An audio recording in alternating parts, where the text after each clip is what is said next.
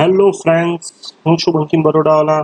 હવે આપણે જે ધોરણ 10 માટે સિરીઝ ચાલુ કરવા જઈ રહ્યા છે મિત્રો, જે મારા રેગ્યુલર વિડીયો કદાચ જોતા હશે તો આની પહેલાંનો આપણે યુનિટ 4 વન્ડરફુલ ક્રિએશન ભણી ચૂક્યા છે. હવે તમારી સમક્ષ શરૂઆતમાં સિરીઝ ચાલુ કરું છું, જેમાં યુનિટ 1 એટલે કે અગેન્સ્ટ ધ ઓડ્સ એનાથી આપણે સ્ટાર્ટ કરવાના છે. ફ્રેન્ડ્સ, આપણે આ ચેપ્ટરને 3 પાર્ટની અંદર વહેંચી દીધું છે, જેમાંનો પહેલો પાર્ટ હું તમારી સમક્ષ અત્યારે ભણાવી રહ્યો છું. તો યુનિટ 1 અગેન્સ્ટ ધ ઓડ્સ, અને જેની અંદર આપણે ભણવાના છે ટ્રેક્સ ટુ તાજનગર. ખૂબ જ ઇન્ટરેસ્ટિંગ ચેપ્ટર છે ફ્રેન્ડ્સ, એટલે જરાક ધ્યાન આપજો. Let's start. Do not waste our time. Okay friends, let's start.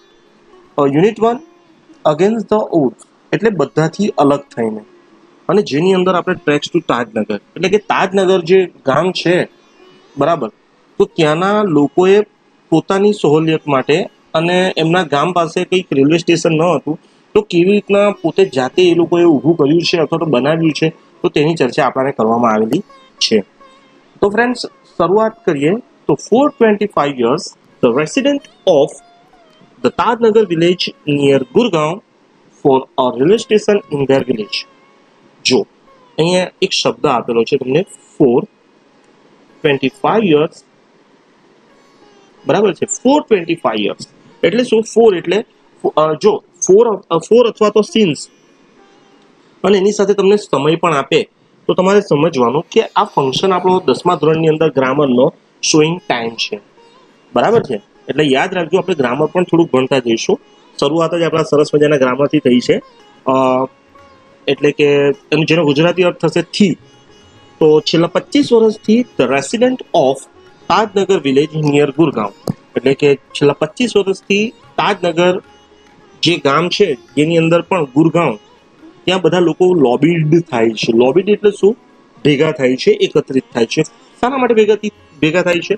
Four railway station in their village.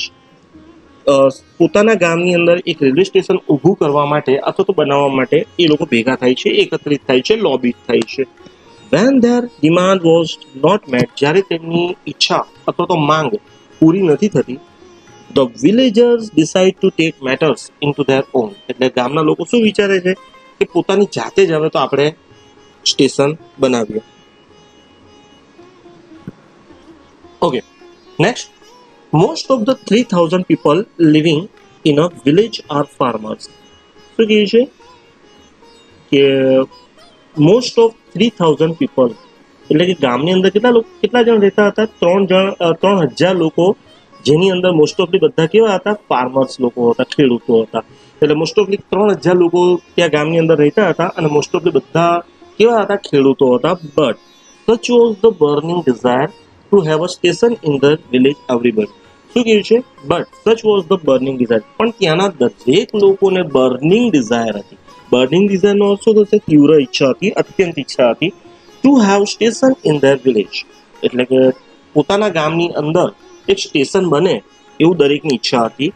Everybody contribute according to there capacity. એટલે લોકોએ શું વિચાર્યું કે દરેક વ્યક્તિએ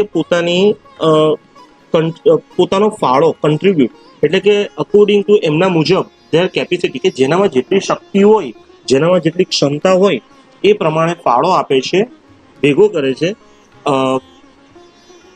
રેન્જિંગ ફ્રોમ 3000 રૂપીઝ ટુ 75,000. બરાબર છે. જો અહીંયા એક શબ્દ આપ્યો છે ફ્રેન્ડ્સ,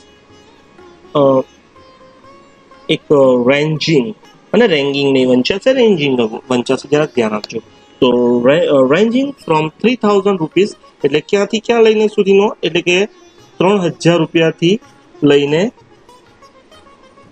75,000 રૂપિયા સુધીનો ફાળો એ લોકો લઈ શકે છે, અથવા તો ઉઘરાવી શકે છે, અથવા તો સંગ્રહ કરી શકે છે. They donate money for the station. We started contribution in January 2008.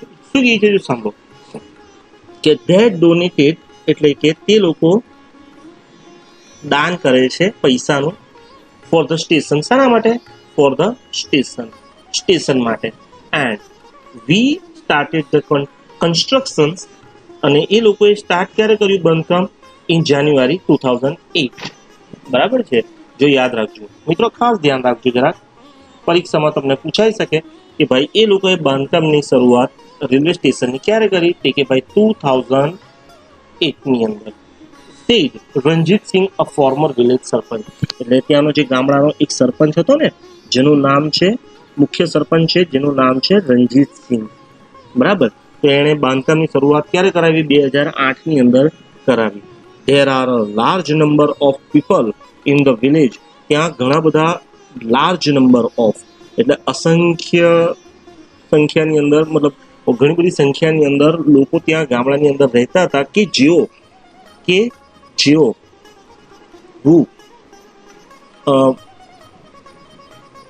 who need to go to Gurgaon, કે ઘણા ગામડાની અંદર ઘણા લોકો એવા હતા કે જેમને ગુરગાંવ જવું હોય, દિલ્હી જવું હોય અથવા તો રેવાર જવું હોય. There are students who go to college, ઘણા બધા વિદ્યાર્થીઓ એવા પણ છે કે જેમને ગામડામાં જવું હોય.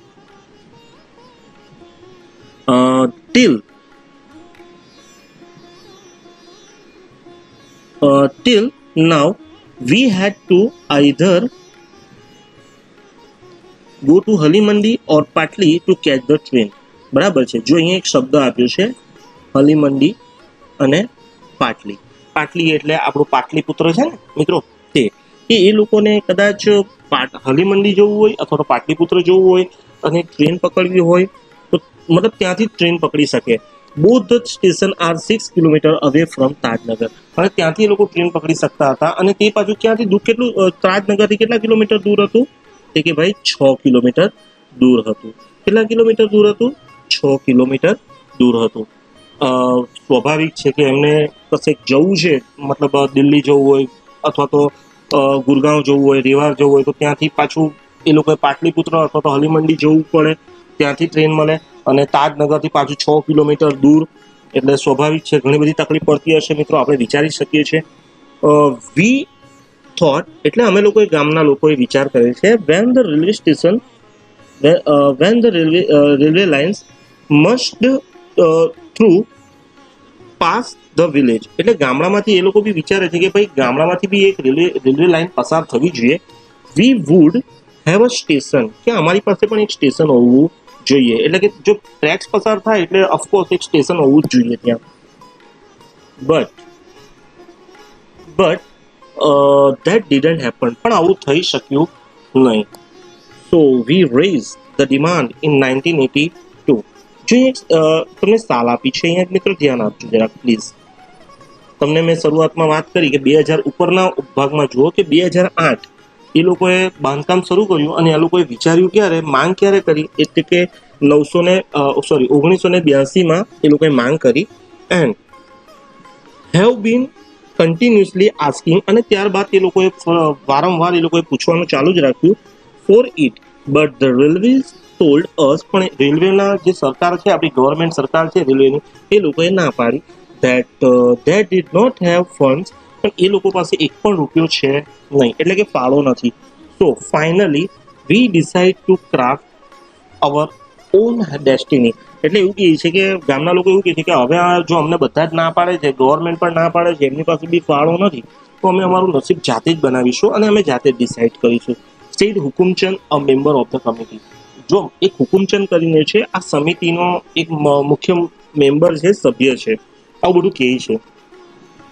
ઓકે, હવે જો શરૂઆત આપણે કરીને કે ભાઈ તાજનગરની અંદર બધાએ પોતાનું કોન્ટ્રીબ્યુશન પોતાની સહુલિયત પ્રમાણે, પોતાની ક્ષમતા પ્રમાણે, પોતાની શક્તિ પ્રમાણે આપે છે અને ત્યાંના લોકો વિચારે છે કે હવે આ મેટર પોતાના હાથમાં જ લઈ લેશે.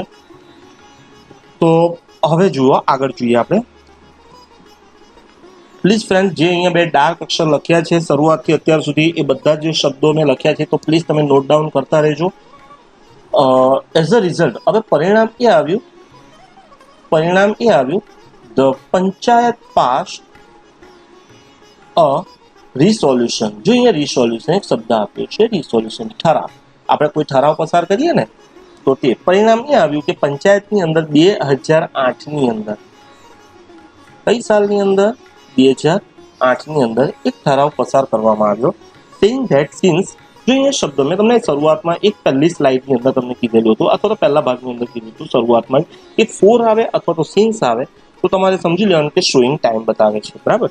તો પરિણામ એ આવ્યું કે પંચાયતની અંદર આ ઠરાવ પાસ થાય છે અથવા તો એને માન્યતા આપવામાં આવે છે. The railway was not able to build a station for them. They would do it for themselves and with their own money. એટલે જો ગવર્મેન્ટે પણ એટલે કે રેલવે સરકારે પણ ના પાડી દીધી અને ગામડાના લોકો જે સરપંચ છે એ શું કહે છે, પંચાયતની અંદર પણ ના પાડે છે. એટલે કીધું કે ગામડાના લોકો હવે પોતાની જાતે જ બિલ્ડ કરશે, રેલવે સ્ટેશન શું કરશે, બિલ્ડ કરશે એટલે કે બાંધશે. સ્ટેશન ફોર ધેમ, કોના માટે, એ લોકો પોતાની જાત માટે કરશે. And would themselves with their own money, અને પોતાના જ પૈસાથી એ લોકો રેલવે સ્ટેશન બાંધશે ગામડાના લોકો, બરાબર. soon 11 member team was formed. એટલે કે હવે જો રેલવે સ્ટેશનની બનાવવાની શરૂઆત થઈ તો શરૂઆતમાં 11 સભ્યોની એક ટીમ બનાવવામાં આવે છે, ઘડવામાં આવે છે. જો એક શબ્દ આપ્યો છે ફોર્મ. ફોર્મ એટલે શું, ઘડવું, ઘડવામાં આવે છે. And the team started collecting money from villager. એટલે જે 11 સભ્યોની એક ટીમ બનાવવામાં આવે છે એટલે પૈસા કલેક્ટિંગ કરવામાં આવ્યું છે, બરાબર છે, ગામડાના લોકો પાસેથી ધીમે ધીમે. On 7 January 2010, as a result of the efforts, he first railway station in country. જો ત્યારબાદ કઈ તારીખે, 7 જાન્યુઆરી 2010માં, બરાબર. એઝ અ પરિણામ એ આવ્યું કે 7 જાન્યુઆરી 2010માં એ લોકોએ પોતાના એફોર્ટ્સ લગાવીને, જોઈએ ફ્રેન્ડ શબ્દો છે એફોર્ટ્સ,